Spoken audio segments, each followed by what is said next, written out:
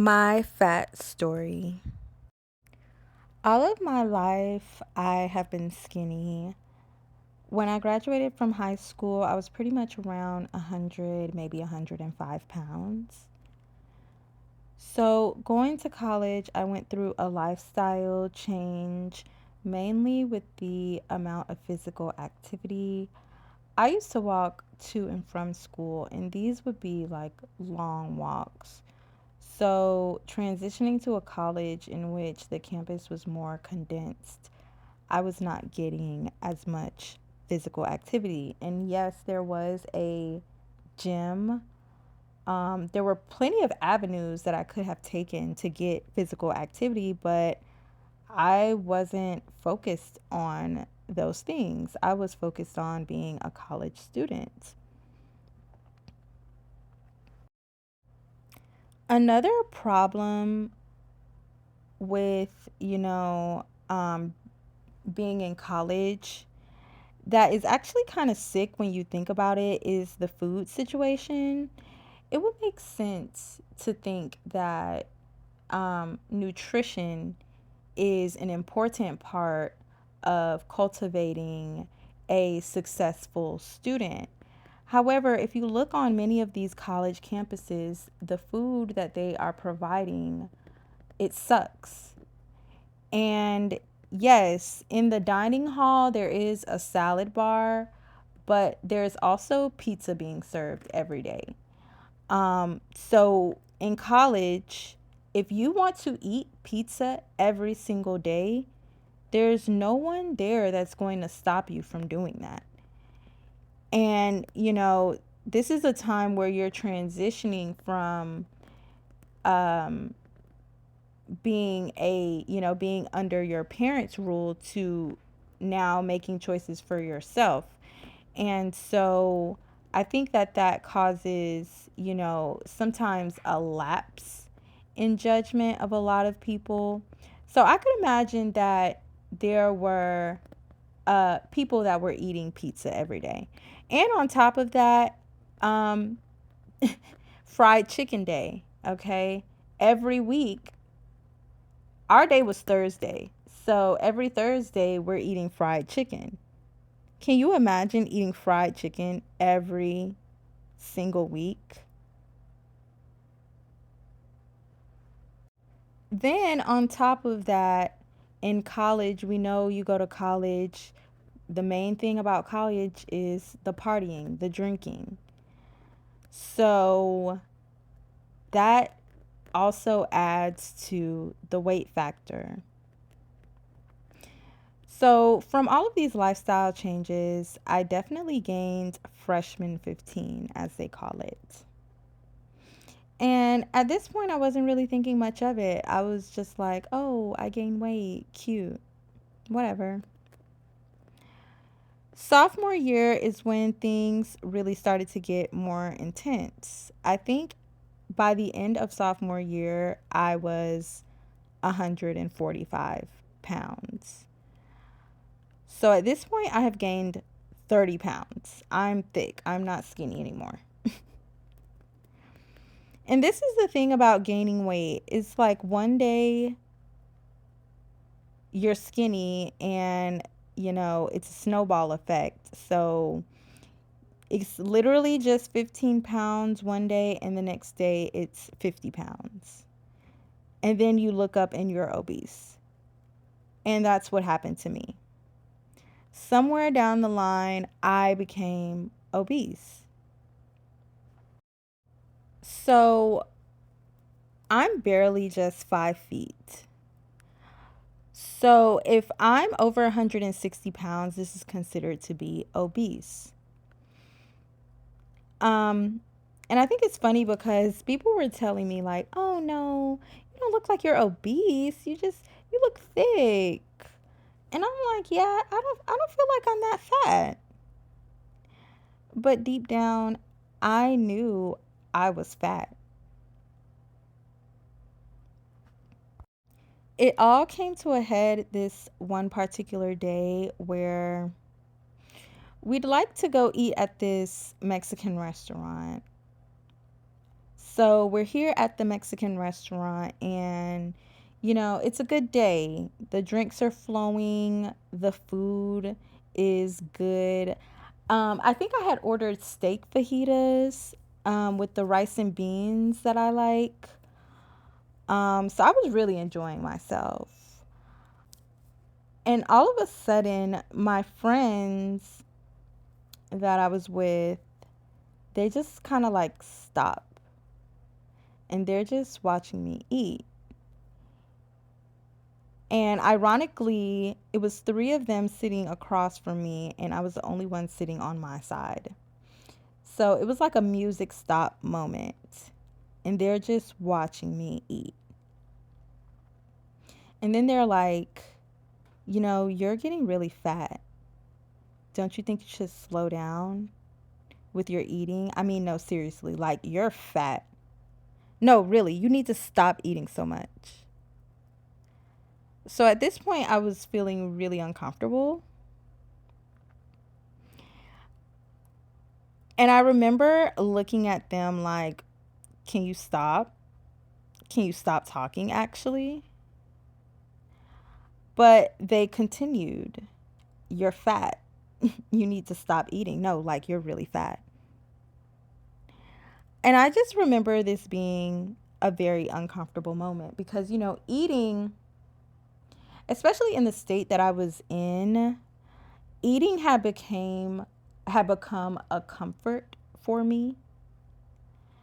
So I think that's why I use the word like uncomfortable. I felt uncomfortable because I was doing something that brought me comfort. And then to be confronted in this situation, it affected, you're compromising my comfort level here. So I was uncomfortable. Now, there's two ways that you can respond to something like this. You can get angry and you can choose to get emotional. Like, I could have went off on them in that moment. I could have, reacted based off of my emotions because I definitely was embarrassed and my feelings were hurt. And why exactly my feelings were hurt, I can't exactly say.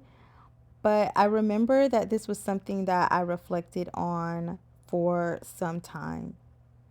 And I was conflicted because all of my life I had been skinny and now I was experiencing being fat.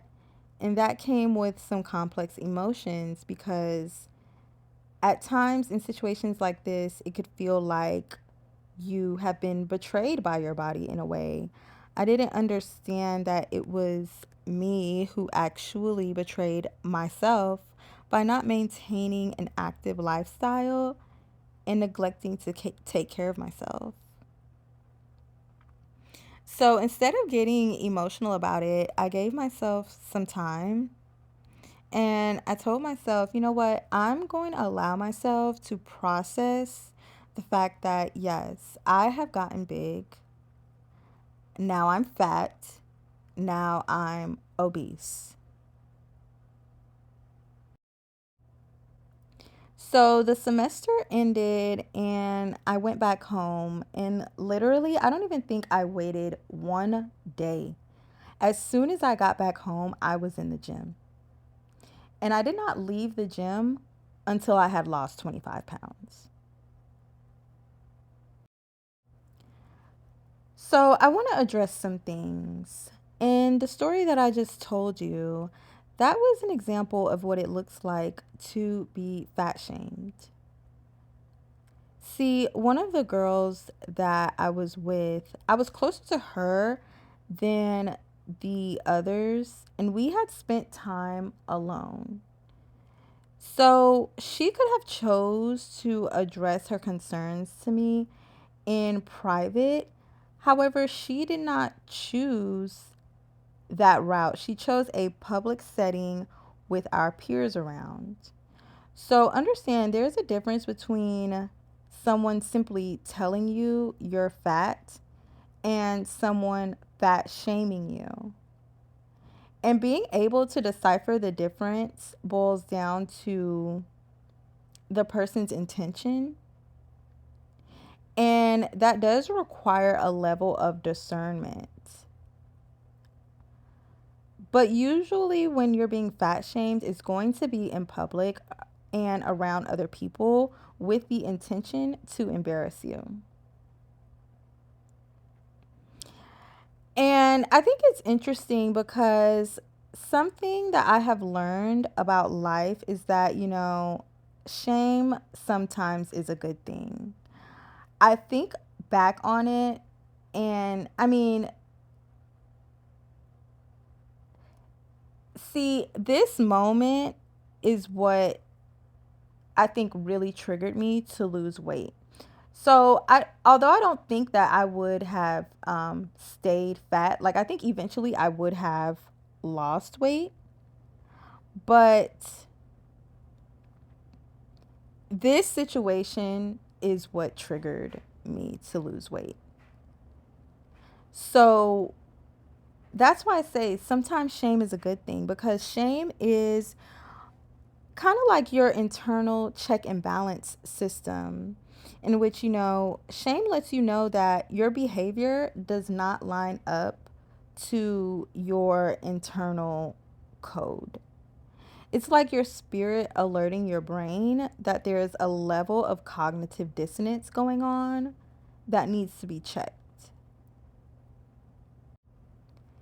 And a lot of people don't understand this. When we don't understand our emotions, we tend to further lean into how we feel.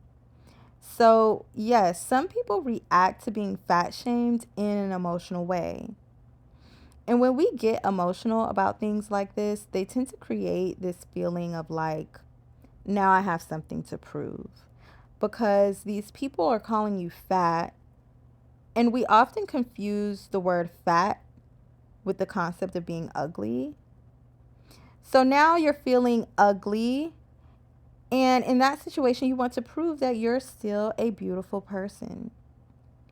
And sometimes this can be expressed by overcompensation, like when we see women wearing tight and skimpy clothes, or maybe extra dramatic makeup. I think this where this behavior stems from is the feeling of needing to overcompensate. So I say that to say, if you're someone who has experienced being fat shamed, understand that the best way to respond is to simply not get emotional. And I know that is difficult, especially for women, but you have to understand that actually it does not require an emotional response at all, because we're talking about the way that you look. And just like how emotions change, your looks can also change. So you can either allow this situation to serve as motivation on your fitness journey, or you can choose to stay as you are and simply ignore those people. However, both situations are going to require work on your part, and you cannot escape that. So, to conclude, this happened to me about 7 years ago. And since then, I have returned to my high school weight of 100 pounds. And to be clear, yes, this is a normal weight for a woman of my height. To be considered underweight, I would have to be under 90 pounds. And I say that because, would you guys believe that now I experience being skinny shamed? But that's a different story for a different day. Thank you guys for listening, and let me know what you think.